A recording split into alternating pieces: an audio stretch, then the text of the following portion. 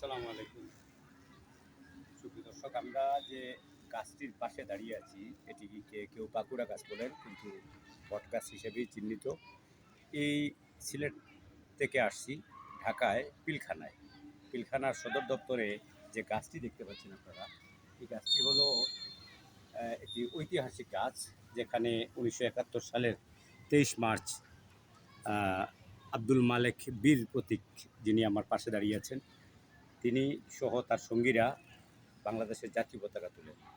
এবং 26শে মার্চে স্বাধীনতা ঘোষণার আগে এই গাছটিতে পতাকা উত্তোলনের দিনক্ষণটিকে বাংলাদেশ বর্ডার গার্ডের পক্ষ থেকে, বর্ডার গার্ড বাংলাদেশের পক্ষ থেকে স্মরণীয় করে রাখার জন্য আপনারা দেখতে পাচ্ছেন যে ইতিমধ্যে এটি চিহ্নিত করা হয়েছে।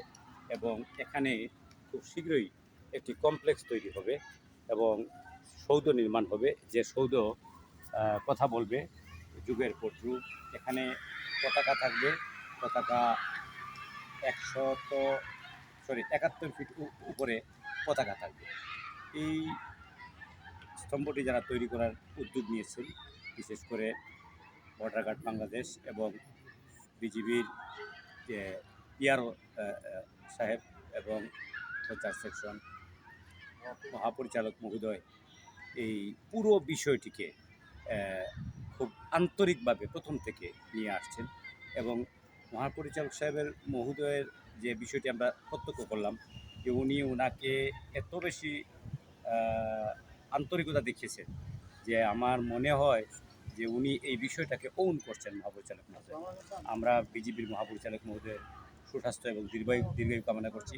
এবং যারা এর সঙ্গে কাজ করছেন, এই পুরো টিমে একটি ডকুমেন্টারি তারা তৈরি করেছেন এই বটগাছ নিয়ে। ইতিমধ্যে আপনারা দেখেছেন, অনেকেই চ্যানেল আইতে প্রচার হয়েছে, বাংলা ভিশনে প্রচার হয়েছে, বা বিজিবির যে পেজ আছে সেই পেজেও এগুলো আছে, দেখতে পাবেন যে এই গাছটি নিয়ে তারা একটি বিশাল প্রতিবেদন তৈরি করেছেন। এই প্রতিবেদনটি এত সুন্দর, এত রোমাঞ্চকর, এত আবেদনময়ী, যেখানে সকলেরই অশ্রুসিক্ত নয়ন হয়ে যাবে এরকম একটি অবস্থা থাকে। আমি এই আব্দুল মালিক বীর প্রতীক সহ যারা এই গাছটির থেকে পতাকা তুলেছিলেন তাদের তাদের সকলের, যারা দুনিয়াতে নাই তাদের জন্য আত্মার মাগফিরাত কামনা করছি, আর যারা আছেন তাদের সুস্বাস্থ্য এবং দীর্ঘায়ু কামনা করছি।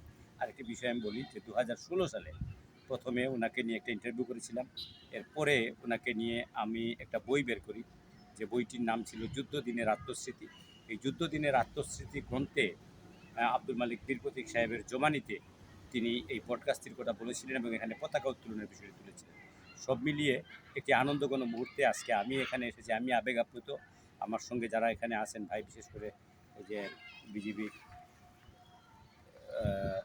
সদর দপ্তরে যারা আজকে দুদিন থেকে হেল্প করছেন এই বিষয়টিতে, তাদের সকলের প্রতি আন্তরিক কৃতজ্ঞতা এবং বিশেষ করে পিআরও সাহেবকে ধন্যবাদ জানাই, শরীফুল ইসলাম, তিনি মানে সহযোগিতা করেছেন আমাকে এই প্রতিবেদনটি তৈরি করতে। ধন্যবাদ আপনাকে, আপনাদের সকলের কাছে এই বীর মুক্তিযোদ্ধার জন্য, আব্দুল মালিক বীর প্রতীক সাহেবের জন্য দোয়া চাইছি। আল্লাহ হাফিজ।